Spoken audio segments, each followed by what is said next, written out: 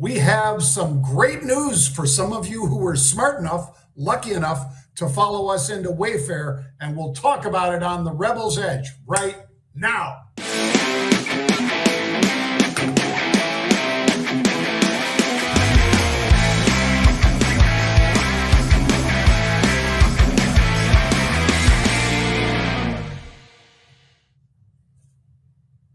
$292, Mark. Man, oh man. That ain't bad. That ain't bad.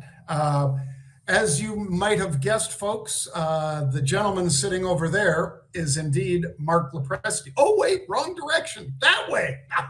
You're on the left, John. You're on the left. My other left. Marc LoPresti, and great to have you back on, Mark.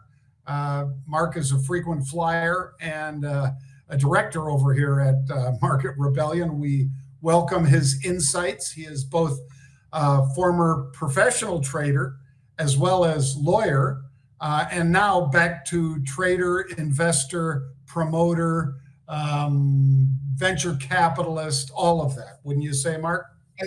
Most interesting man in the world from the finance context, perhaps. I go by many titles, John, but there's not one that can really encompass everything that I am. So when we come up with that, we will.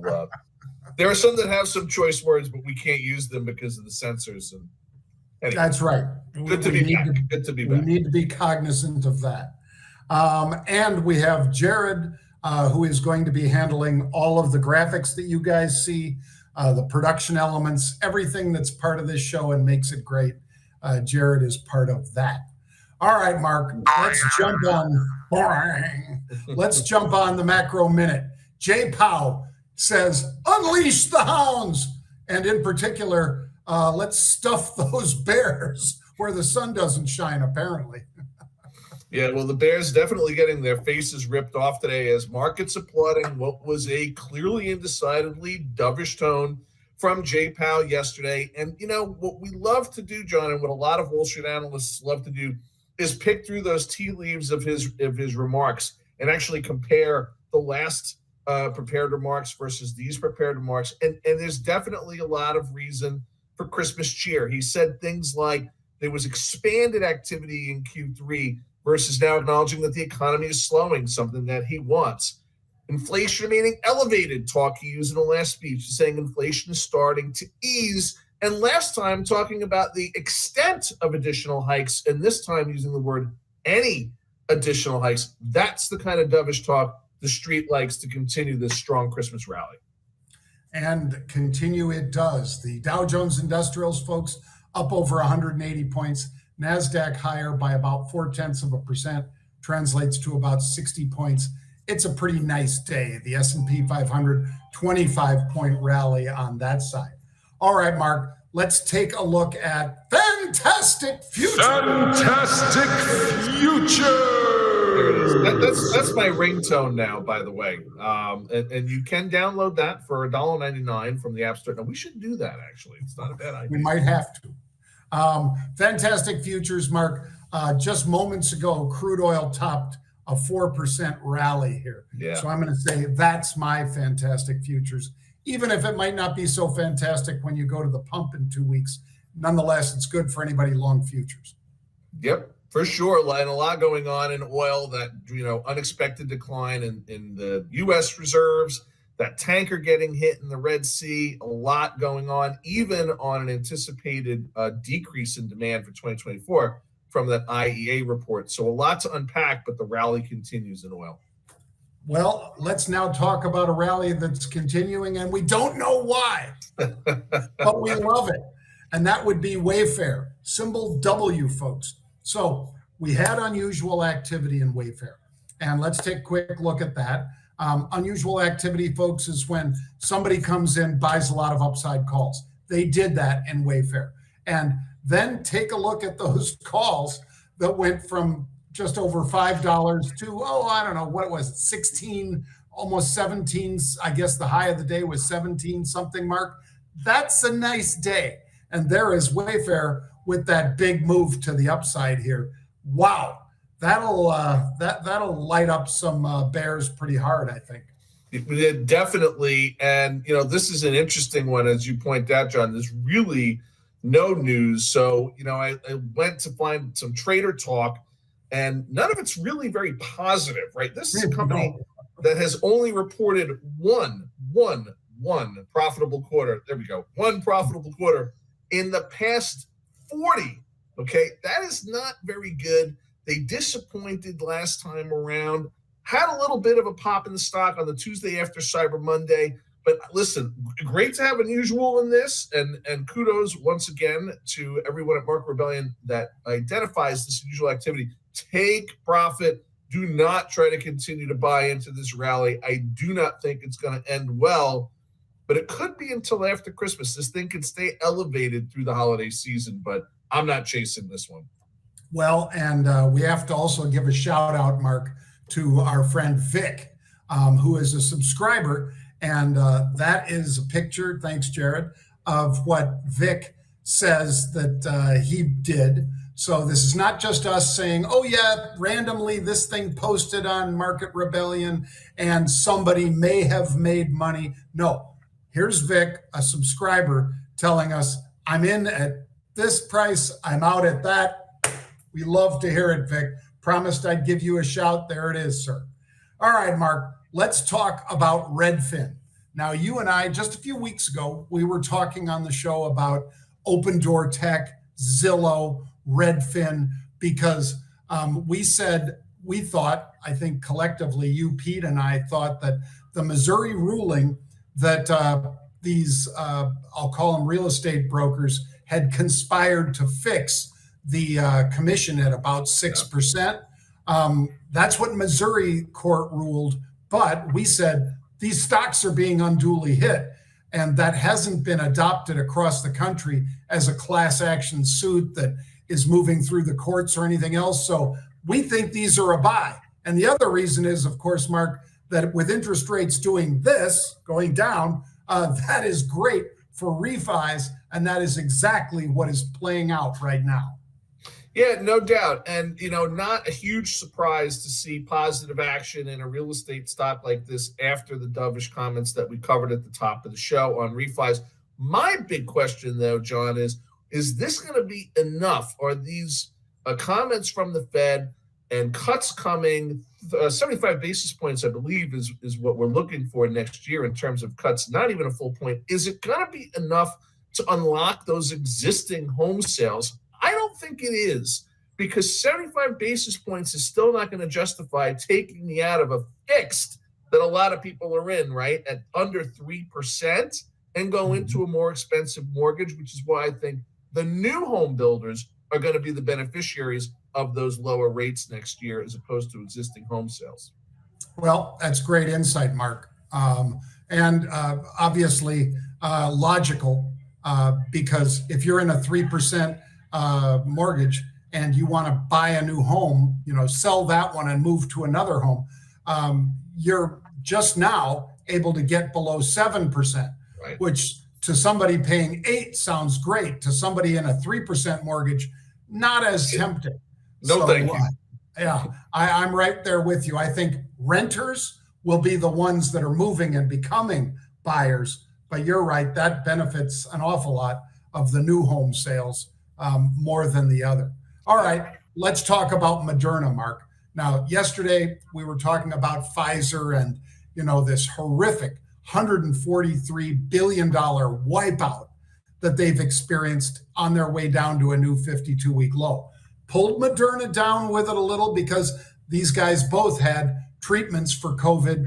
Turns out those treatments didn't work so well, and that's why Pfizer's upside down. But Moderna, that stock is up because they and Merck have a melanoma vaccine that could certainly help patients that have skin cancer before it metastasizes. So this is a pretty strong move. And this cancer drug by Merck, on the other hand, Keytruda, also pretty interesting. Yeah, for sure. And good news for sun worshipers like yourself and me. No secret to our audience. And this is a really interesting one where this is a drug combination. When you take a drug from one company or sometimes from the same company and you administer it in a course of therapy in conjunction with another drug, to get a result that these drugs unto themselves would not necessarily yield. Interesting, positive news for both companies, certainly positive news for Merck as well. But the key thing in drug combinations is to see what the contraindications are. That's a fancy medical word for, okay, we know what the side effects are for Keytruda. We know what the side effects are for Moderna's drug, which I can't pronounce, but we don't know exactly what happens when you put the two together. That's going to be the focus as they get through the next phase. But overall, good news and great news for Moderna shareholders. Yep, double-digit gains, folks. Now let's take a look at Apellis, Mark, because the European regulators are expected to, this is not a fact yet, they are just expected to reject their eye disease drug. Food and Drug Administration just updated the label on this particular drug, and it carries the risk of inflammation and fluid becoming retained in the eye. So that's a little bit of a warning from the FDA. And if European Union does the same, the medicines over in Europe, well, that's why this stock is down double digits. Yeah, and I expect this trend to continue, unfortunately, for people holding this thing.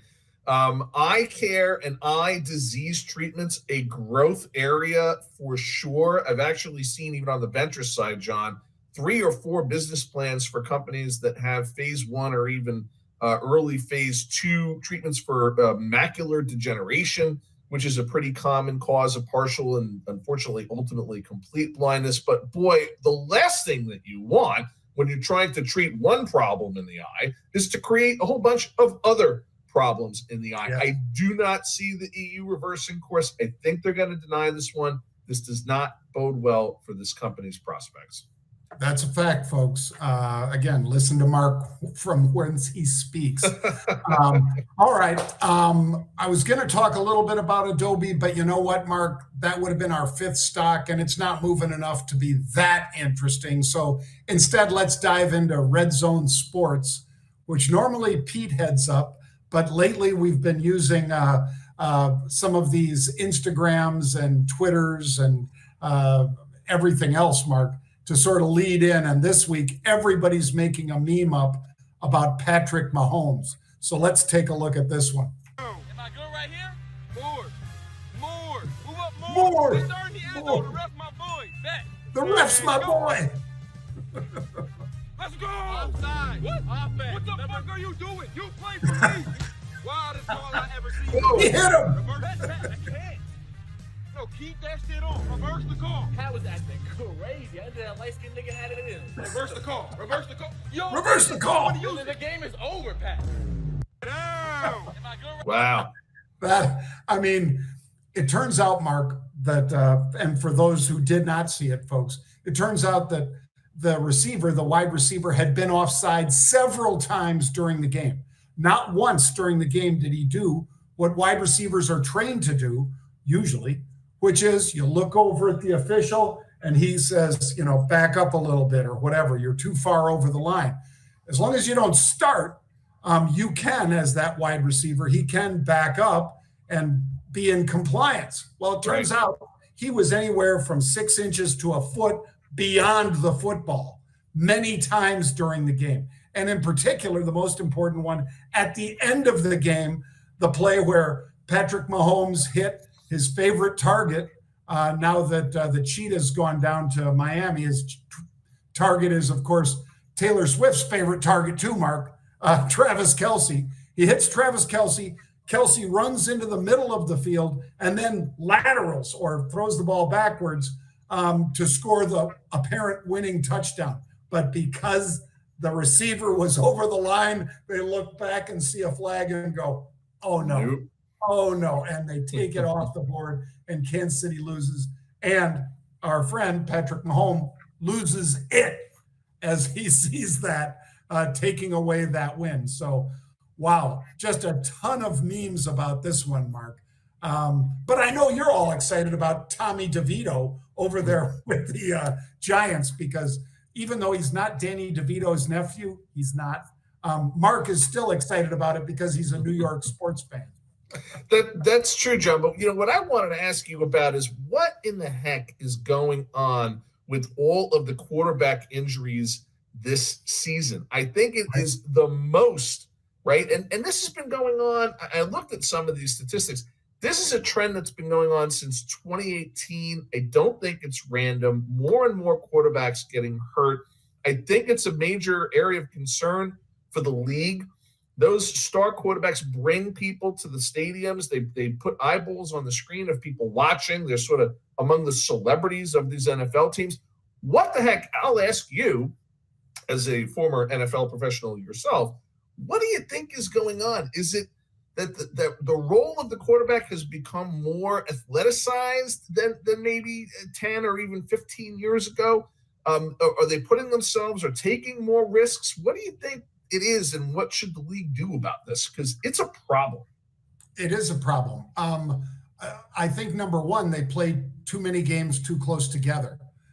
Some of these teams have played 3 games in 13 days. There's no time to rest. And so when you have a quarterback like Aaron Rodgers, first one to go down this year, right? And then week 5, Anthony Richardson, the big stud out of Florida, rookie, he goes down, young guy. So you've got Aaron Rodgers in his 40s, this guy, Richardson, in his early 20s, and then you've got Kirk Cousins, a little bit older guy. He goes down in week 8. You've got Daniel Jones, who, like Mark and I were just joking about, is why Tommy DeVito is the star of New York, because the guy that they gave $160 million to went down in week 9. Deshaun Watson goes down. Joe Burrows, Justin Herbert just went down last week. So there is something going on, Mark. And the NFL's done a lot to change the rules to protect the quarterbacks.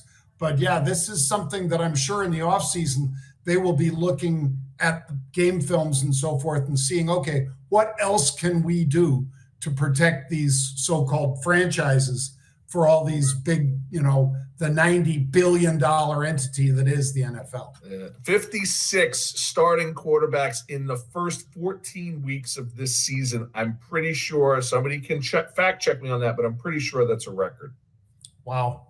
Well, folks, as you know, we do this show at 1 p.m. Eastern Time. Marc LoPresti, thank you again for the great insights today. Remember, folks, we don't do a show on Friday. That's our travel day. So we will be back Monday at 1 p.m. Eastern Time. Mark, everybody, have a great weekend.